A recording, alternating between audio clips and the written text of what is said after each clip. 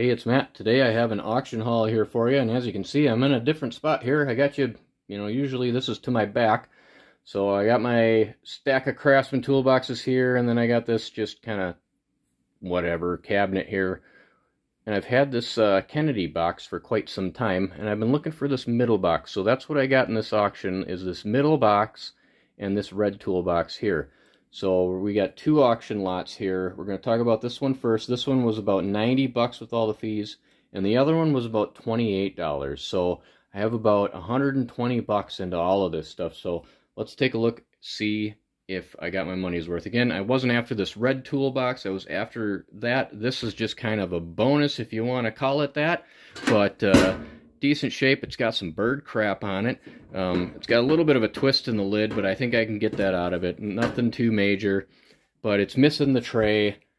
But if you know me, you know that I buy trays without toolboxes, and I buy toolboxes without trays, and I usually have pretty good luck reuniting things back with their home, and that's exactly what I've done here. I have a gray tray, and it fits right in there, and I know that that's the tray that belongs with this box because I have this exact same toolbox already. So let's throw that up there and take a look at this one here. Look familiar? Yeah, it's the same one, same latch, same everything, and it's got the same exact gray tray in it, and this tray came with this box, I believe, when I got it. So there we go. I reunited something with its home.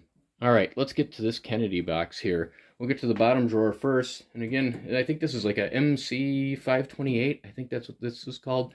And this is a 526. So I'm not sure if they made a 26-inch middle box, but whatever. I figured I would get this. I'm going to make something for this. So I'll show that in a different video, but let's get into this. Bottom drawer is all just hardware and stuff. There's only one tool in it, and that is this sweet little, I don't know what it is for. You could rip caulk out with this if you wanted to destroy everything else around it. Same with grout if you wanted to destroy the tile around it. I don't know, maybe you just hook something and pull it towards you.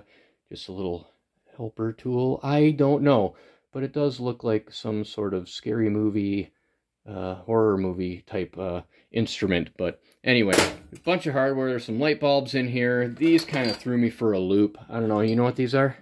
Any guesses? Put it down in there. I know what they are. They're unfinished, I'll give you that clue. Yeah, so it might be kind of hard to identify them, but if you're into motorcycles, you'll know what those are. So weird things that you find in toolboxes, and that's definitely one of them. Definitely up on top of the list here. All right, nothing else in there, just hardware. We got some sockets up in here and some other stuff, so let's take a look. All right, voila. Well, why do I have this in here? This isn't tools. Let's just throw this away. Hold on, wait a sec. Coleman, really old. What's the date there? 1960. This is worth some money. So I never throw away literature like this.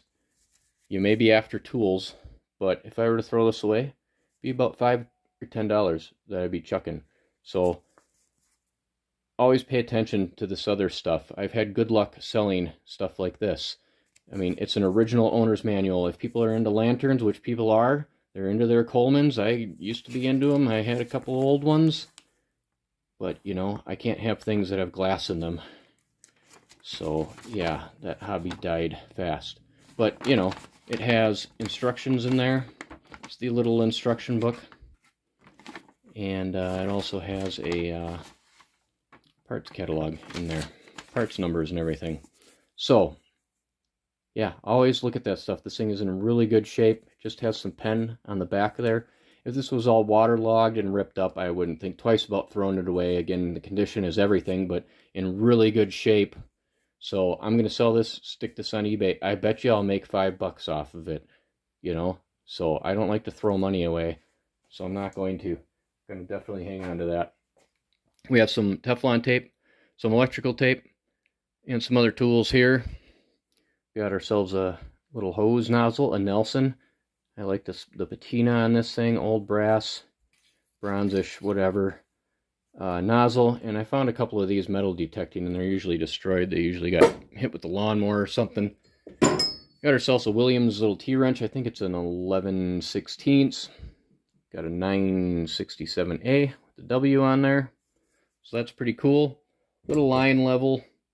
A couple of files, a hacksaw, or sawzall blade, you know what I'm saying.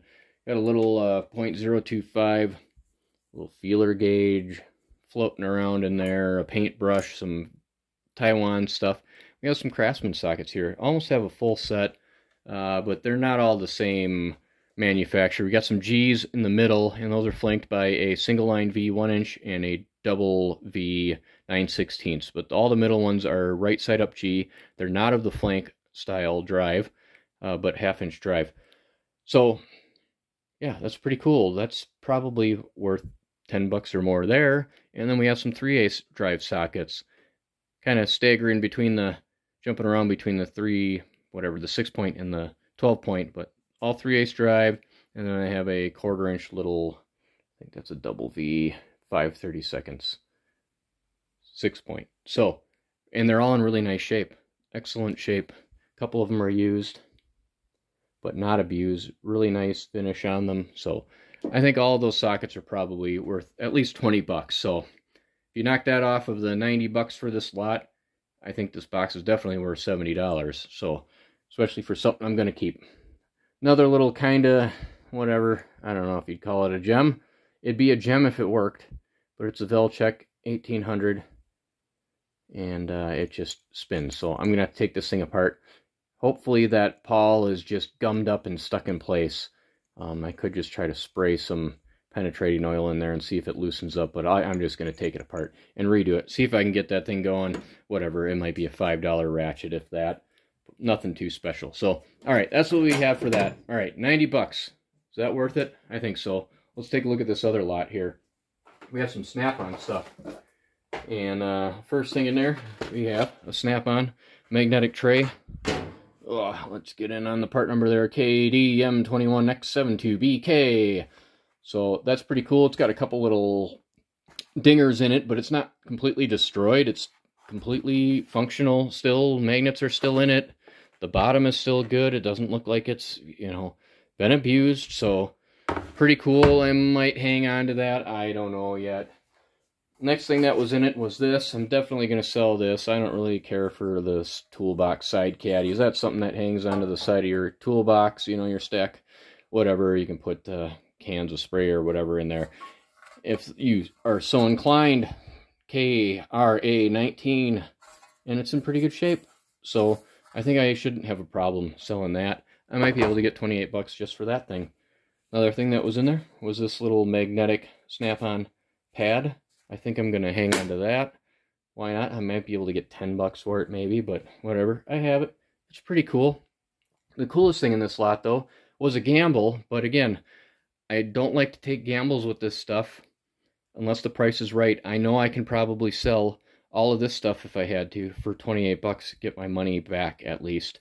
But I have this one other item, if it's good, could blow this whole thing sky high. But it's definitely a gamble. We have a Snap-on GA438A straight edge. And this straight edge is only as good as how it was stored. It looks like it's brand new, and that's wonderful.